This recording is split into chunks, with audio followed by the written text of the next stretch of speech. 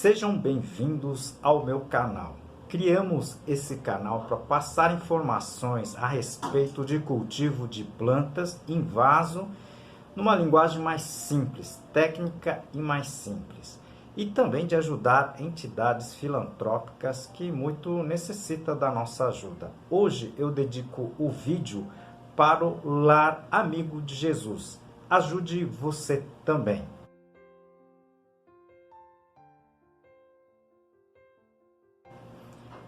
E ajude também o nosso canal.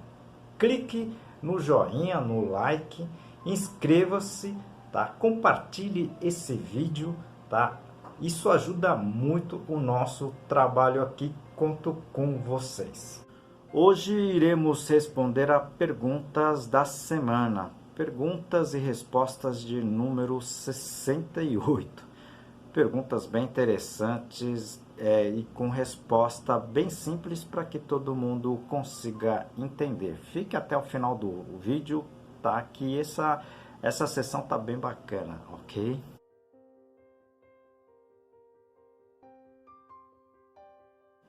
A primeira pergunta, a Cássia, né? Ela me pergunta se o bico de papagaio, essa que o pessoal utilizou no Natal, né, pode ser cultivado e se ela é uma planta, né, perene. Ela é sim uma planta praticamente perene, você pode cultivar ela sem problema nenhum, tá?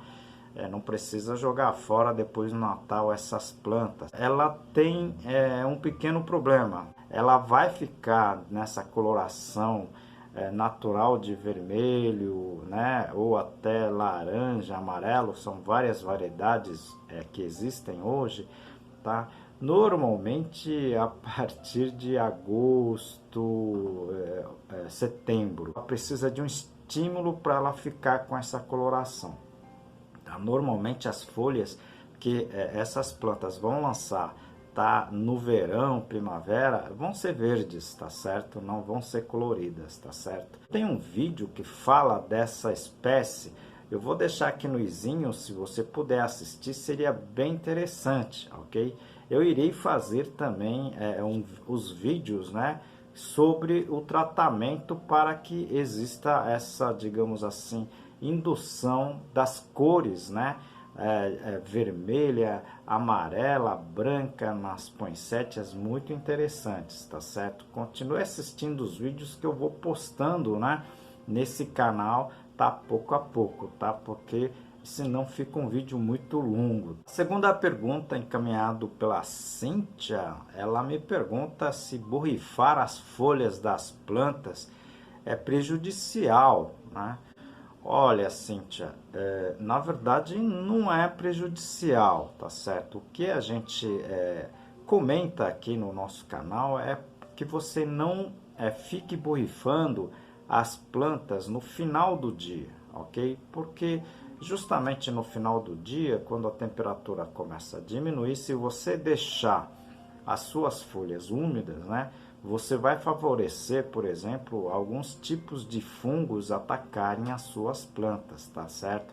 Então, o fato de borrifar não é prejudicial, ela é até benéfica, mas só que tem que ser feito em horas oportunas, tá certo? Imagine você, né, levar um banho de chuva no final da tarde e não tiver uma toalha, digamos assim, você vai ter que dormir tudo molhada, vai complicar a sua vida, tá certo?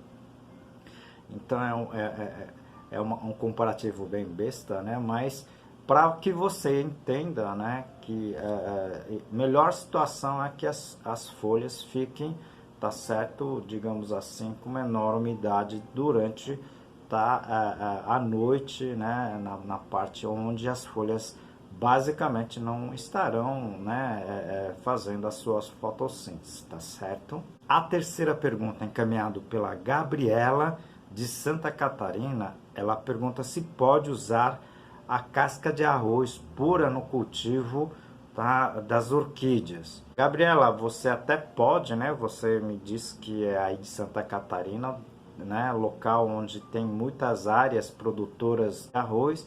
Se você tiver casca de arroz abundância, você até pode utilizar, né, casca de arroz como substrato único. Eu já fiz alguns testes, né, e consegui cultivar muito bem as catleias, tá certo?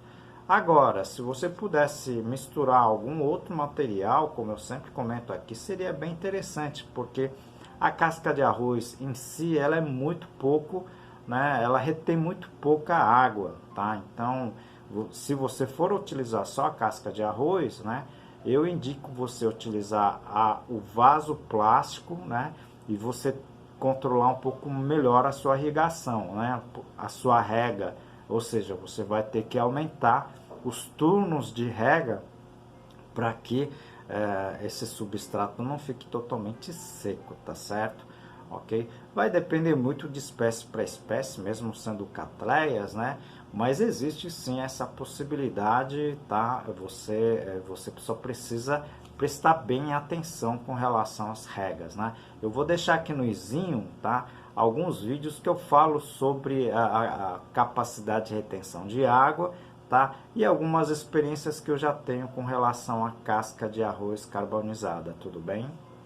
Pessoal, antes de prosseguir, né, o vídeo, eu peço para vocês uma ajuda. Clique no like, inscreva-se no canal se você gostou desse assunto, né, do trabalho que a gente tem feito, ok? E depois clique no sininho. Isso tem ajudado bastante a gente aqui a passar informações para maior número de pessoas. Conto com vocês, ok? A quarta pergunta é encaminhada pelo Leopoldo, tá? Aqui eu acho que é Paraná, né? Ele me pergunta qual melhor tesoura de poda, o qual que eu indico para ele, né? Que seria o melhor. Olha, Leopoldo, tesoura de poda são centenas de modelos, né? Eu acredito que você possa, na verdade, né, depende do tamanho da mão também, né? Tá? Para quem é muito grande, tem tesouras de poda já específicos para essas pessoas. Tem tesouras de podas pequenos, né? Para quem tem mão pequena.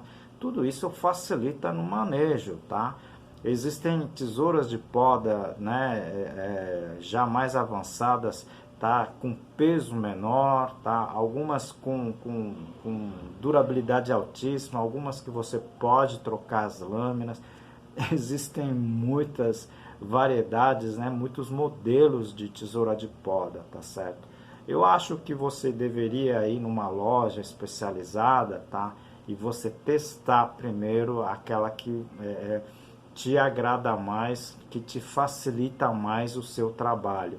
Nada adianta, né, você deixar uma tesoura de poda pesada, né, com uma pessoa que tem mão pequena, né, isso não vai contribuir muito, tá, com o dia a dia dessa pessoa. Agora existem as tesouras de poda, digamos assim, bem simples, né, que tem a função como tesoura de poda, né? Eu sempre digo aqui para o pessoal não ficar cortando as plantas, né, com tesoura de cortar papel. Isso esmaga as folhas, esmaga o caule, isso pode prejudicar as plantas, tá certo? Então, eu irei fazer um vídeo futuramente sobre isso, né? É que eu não tenho tantos modelos, né? Mas eu vou fazer um vídeo, tá, mais completo para vocês, tá certo? Mas eu tenho um vídeo aqui, né, que a gente fala sobre, na verdade, a conservação, né, das tesouras de poda. Se você puder assistir, seria bem interessante também, ok? A quinta pergunta encaminhada pelo Maurício, né, ele tem um cachorro que comeu as raízes das orquídeas dele, né, e ele me pergunta como é que faz para digamos, aumentar o enraizamento dessas orquídeas. Maurício, é uma situação bem diferente, né? Mas se as suas plantas estiverem bem hidratadas, né? E elas estiverem numa situação boa, a própria planta vai emitir raízes, tá certo? Agora, existem enraizadores que possam auxiliar, né? Eu usaria o enraizador à base de A e B, tá? que é o ácido indol-butírico, para que haja esse enraizamento, tá?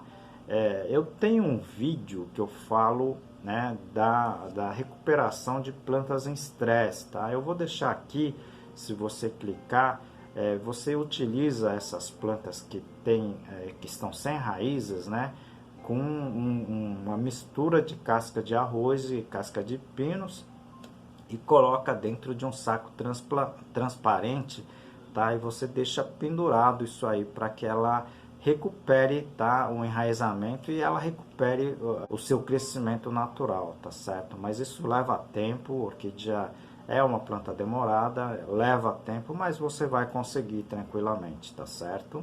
São 5 perguntas, né, que as pessoas acabam tendo, tá? Encaminha para a gente e a gente responde aqui, tá? De uma forma mais simples, né? Uma forma mais técnica.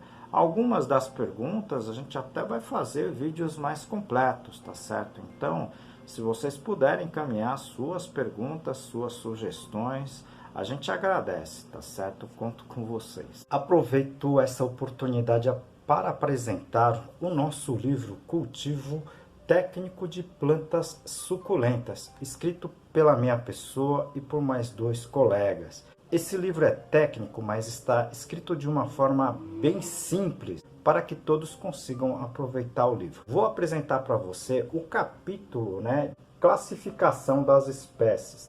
Como em todos os vídeos, a gente dedica o vídeo, tá, para a entidade. Hoje eu dedico o vídeo para a entidade Amigo de Jesus da Irmã Conceição.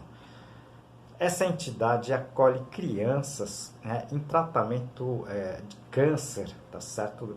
De todo o norte e nordeste. E eles vêm aqui para Fortaleza, tá? E eles são acolhidos, né, tanto as crianças como os parentes, tá certo? Durante o tratamento.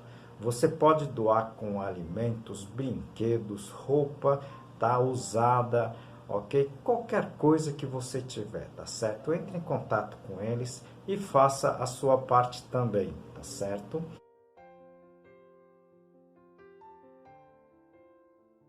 E ajude o nosso canal. Nós já temos mais de 550 vídeos postados aqui, muitas informações a respeito de substrato, adubo, diversos assuntos ligados ao cultivo de plantas em vaso. Ok? Visite a gente, conto com você também para clicar no like, tá certo? Compartilhar, clicar no sininho, que é muito importante, tá? E aguardo vocês no próximo vídeo. Muito obrigado!